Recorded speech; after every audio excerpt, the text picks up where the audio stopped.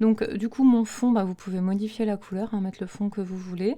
Et puis, il y a un onglet très intéressant qui est l'onglet position. Alors pour l'instant, une fois encore, j'ai que un élément, mais vous allez voir que dès que j'ajoute, par exemple, allez, qu'est-ce que j'ajoute? Un chat, évidemment. J'ajoute un chat, et bien là, je me retrouve avec un second élément.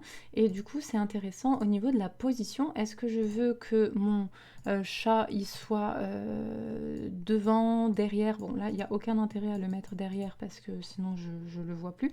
Mais ça permet, par exemple, vous voyez, de le centrer en haut, à gauche, comme vous voulez sur la page, de faire quelque chose de personnalisé. Et puis, si je rajoute un autre élément, donc par exemple des pattes de chat, piouf, mais que là, en fait, au niveau de mon design, j'aimerais vraiment que les pattes de chat, elles apparaissent, eh bien, derrière le chat roux, parce que sinon c'est pas joli.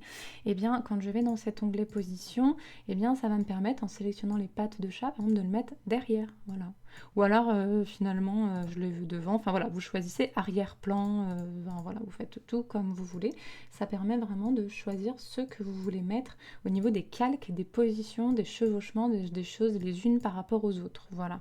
Et donc si je rajoute encore un chat, voilà, et que celui-ci, je sais pas, moi je veux qu'il soit vraiment derrière les autres, et bien je retourne dans position et je le mets vraiment derrière, quoi. Je le veux vraiment en arrière-plan. Voilà. C'est très moche, je sais pas ce que je fais, mais par exemple, je peux jouer sur la transparence pour avoir un chat un peu transparent derrière. C'est très moche, personne ne fait ça. Mais voilà, si jamais vous vouliez faire... voilà. Évidemment, je voulais montrer les éléments, on peut les redimensionner, etc. etc.